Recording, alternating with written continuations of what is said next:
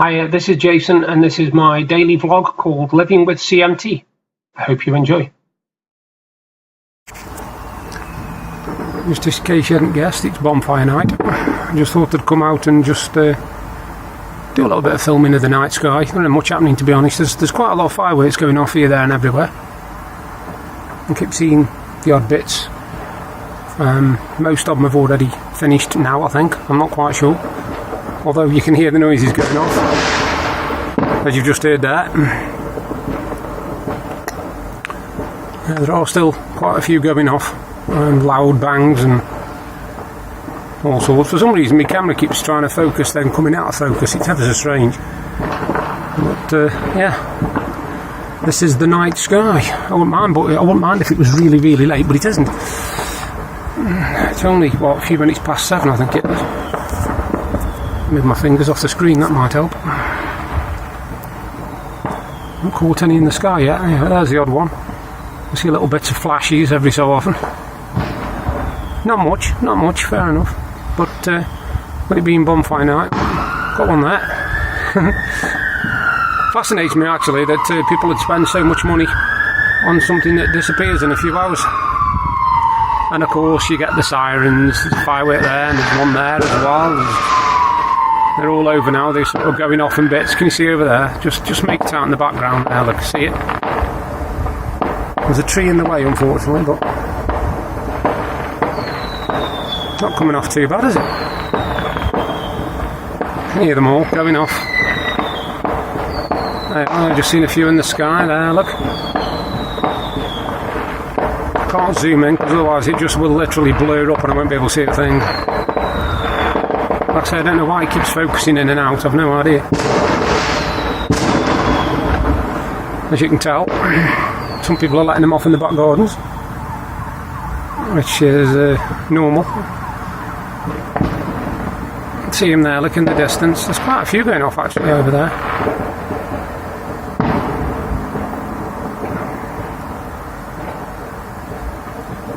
Some behind the tree, there's a church over there, and there's also community centres and all sorts. So, another one. But I'll leave it there for now. Evening, folks. As you can see from me video, just bonfire night, obviously. Lots of fireworks going off, demented stuff. I haven't done a lot today, to be honest. I've done hardly anything today. I've been a bit lazy. I knew I was going to have a lazy day because when I woke up, I wasn't in the mood to do anything, really. I've been promoting in Movember, and I spoke to my sister not long ago, Mandy, down in Stoke, and she's doing everything she can to get as much money as she can for me. She's already got £64 at the moment, and we're only on the 5th of November. I've got to leave it with her. I've had another donation as well. I've had a donation of Michelle Susan Green across the road. Her, Paul and Finn. So I've got another £5 there. So that's 10, 15, 20 online, 64 coming. My mum's definitely putting some. Deb's mum and dad are putting some. I'm putting some myself, obviously. My royalties off my book. So yeah, so far I've done over 100. And we're only on the 5th of November. So that's pretty good going, really. I'm quite happy with that. I want to try and make 250 if I can. I'm not going to get much, obviously, from the sales of my books. Like I say, I'm only getting like 60p a book, so I've sold 21, so that should be about, what, £12, give or take, at the end. Yeah, like I say, I'm just sitting here with my favourite drink in the cold weather, a nice steaming mug of tea, made for me by Deb. Movie review, right. I watched a film last night with Naomi Rapace, I think her name is, or I think it's pronounced like that. It's also got Michael Douglas in it and John Malkovich. Now there's a trilogy for you. And it's called Unlocked. And what it is, basically, it's a British thriller about a woman who is basically a, what do you call them, interrogator to get information out of people. And basically she gets double-crossed completely. Now it's set in Britain. So there's a lot of influence of Asian minorities. So I would probably give it, at the moment, I haven't actually finished it yet. I've only watched the first hour and 10 minutes of it or something. But at the moment, I'd give it 8 or 9. But the only trouble is, I think with about 40 minutes to go. I think I can see how it's going to end, and I can see who's behind it all, to be honest. I think it might have made it a bit too obvious. I'm hoping I'm wrong, because it's got the premise of being a really, really good film, and I am enjoying it. It's quite violent in places. I'll tell you what's quite good in it. It's actually got Orlando Bloom in it as well, which I wasn't expecting. Seems it's set in London, you know. It's all set in London, and you've got Orlando Bloom, Michael Douglas, John Malkovich, and Naomi Rapace. It's like, whoa, that's a mixture. But yeah, I'm enjoying it. It sneaked under the radar. I'd never heard of it before, but it was only done, I think, was it last year or the year before? But it's not bad. Like I say, it's not bad. I'll let you know tomorrow exactly what it's like. In my video tonight, obviously, I'll be doing the last part of my book. For all those that are on the end of your seats, you'll finally find out the end. I'm reading that out at the end, obviously. I liked reading out my poem yesterday, Hidden, because there are times when I've had to look into myself, when I've had to try and find out who I really am in order to carry on with my life. With mental health, you see, you don't always feel like the person you are. You feel like you feel like you're different. You feel like there's something strange about you that you don't recognise yourself. And I didn't recognise myself at all. I went from being life and soul of the party, jolly, funny, always telling jokes, cracking jokes, insulting people, but funnily, you know, to not wanting to not bothering, to just literally locking myself away. And didn't want to do with anything. I couldn't do with people. I couldn't do with people at all. And now I'm enjoying it because, like I say, I get to meet people and see people online. I've got a nice little group of friends that I'm making. And yeah, it's all good. Like I said, not done a lot today. I saw one news story that made me laugh, and I'm sorry, but it just did. It was the fact that the Spice Girls, they're on about doing a reunion. And apparently the one who isn't going to appear is Victoria Beckham, which is Posh Spice. So we're going to have, let me get this right now, Posh Spice, Baby Spice. No, we're going to have Baby Spice, Ginger Spice, Sporty Spice, and Scary Spice. But I think they should now be called Old Spice, Geriatric Spice, Plastic Spice, and Buzz Pass Spice. But I don't know whether they will. They might adopt them names, I'm not sure. But I just think it's a cool idea. But that's just me being an idiot. Yeah, it's strange to see them coming back, actually, because they all must be close to my age, if not a bit older. Because when they formed, they weren't like 12 or 13, you know, so I can't see them being much different in age to me.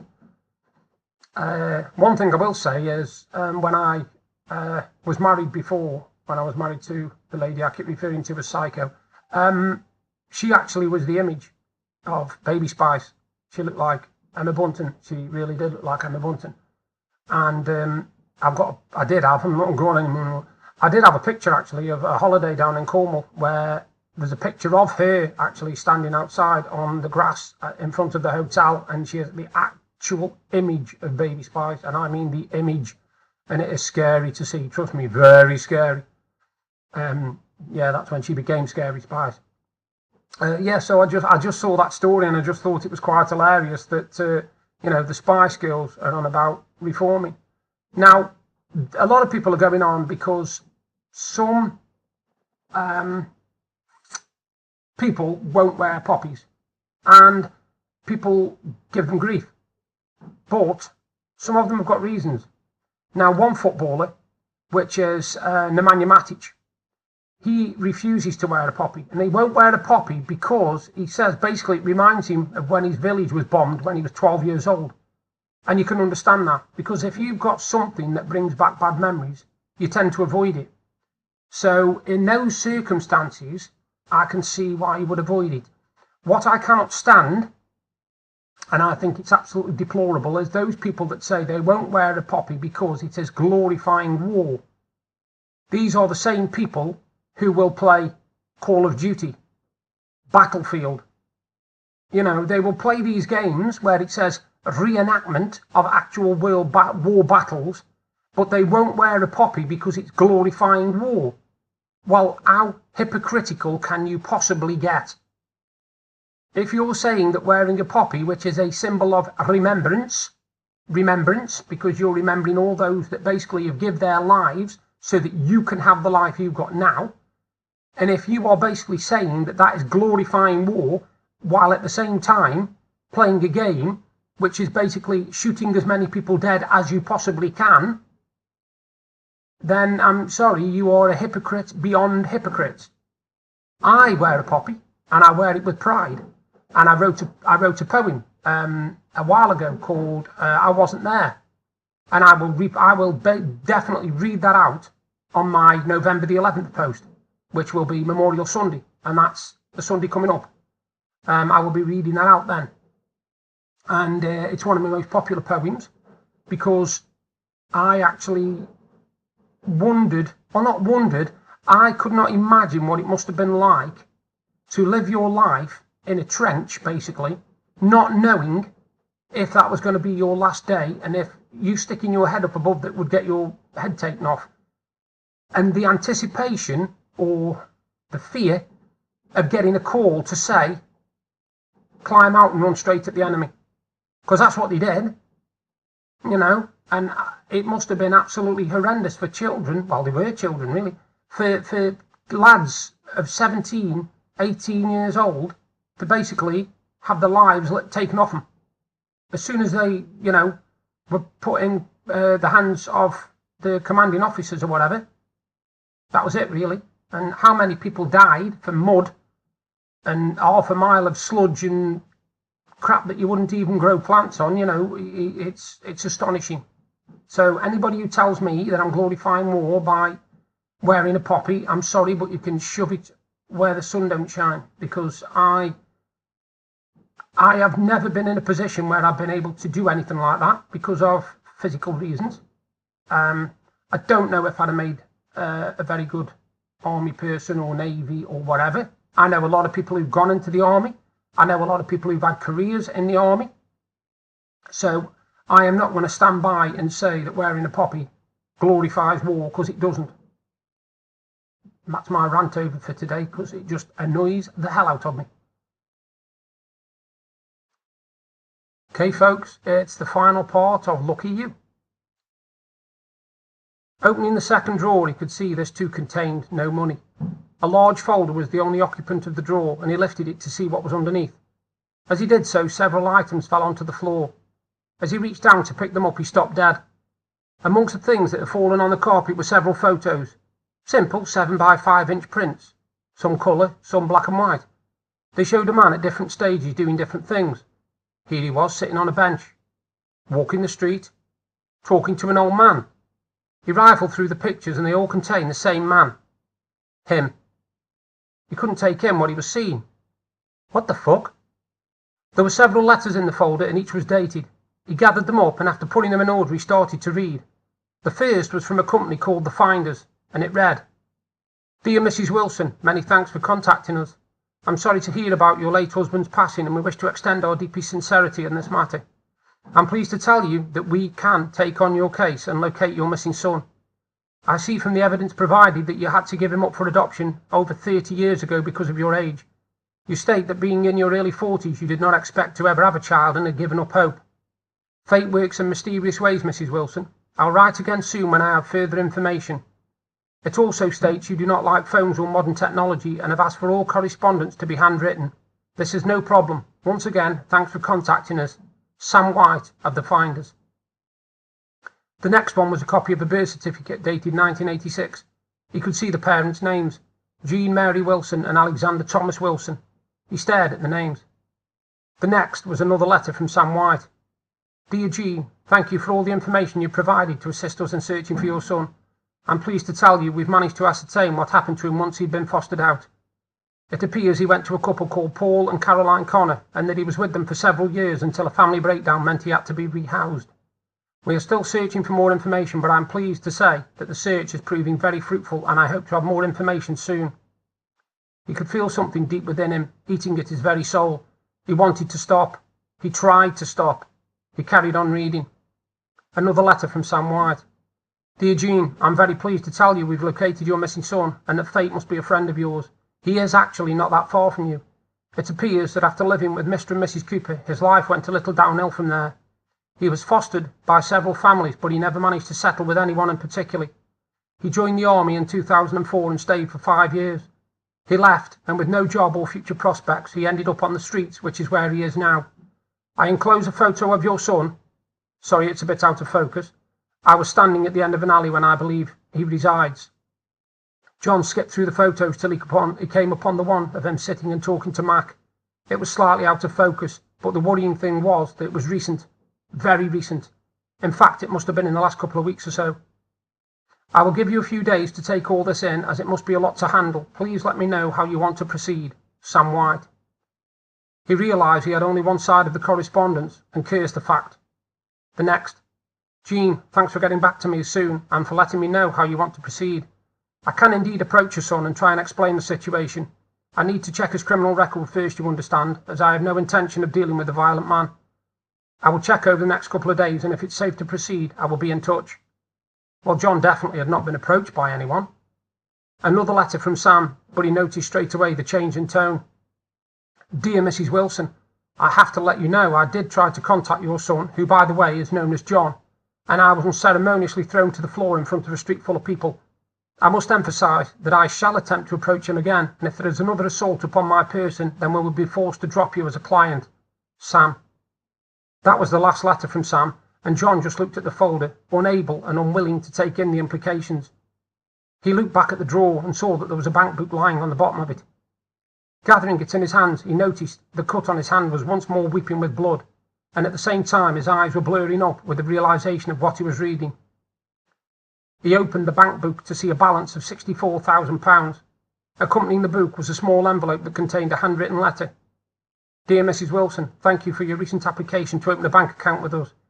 In your letter you state you have a very large amount of money that you would like to deposit. There were a few lines about the bank being the best for interest, etc., but John skipped through these. A final letter was also included. Dear Mrs. Wilson, I am writing about your inquiry to change your will. I see from the will that we currently have on file that you are going to leave your money to the Moorway Community Centre to help with local projects. I must congratulate you on your good fortune in finding your biological son, and I will be in touch before Christmas to arrange the drawing up and signing of a new will. Yours, Alex Squire, of Squire and Ratchet Solicitors. He could hear voices, different voices, echoes of things that had been said. First he could hear Mac. If it's meant to be, it's meant to be. Then Jean's voice entered the conversation. Anyway, not all my money is at home. I used some of it to... Well, never mind. The tears started slowly, the anger not so. He started screaming, shouting, yelling abuse. He tore everything from the bedside cabinet and threw it across the room. By now the cut in his hand was starting to flow and drops of blood spattered everywhere. The voices had left him, and he knew deep down they would not return. Why would they? He'd fucked his life up like never before, and he didn't need the voices to tell him that. His anger did not abate, and the rage burned in him until it consumed him. He picked up the folder and just stared at its contents. He was still sitting on the edge of the bed, blood pouring from his hand when the police broke the door down. He was wrong about one thing. The voices did come back for one last time. They started as unintelligible whispers, but as they got louder he could make out two distinct words. Lucky you. I hope you've enjoyed that. I enjoyed writing it. I hope you enjoyed the ending, and I may write another short story soon. Thank you for listening. If you're enjoying the videos I'm doing and you want to see more, you can subscribe by clicking the link there. And if you want to see my exciting day from yesterday, you can click up there. Thank you again for taking the time to watch my videos. Bye for now.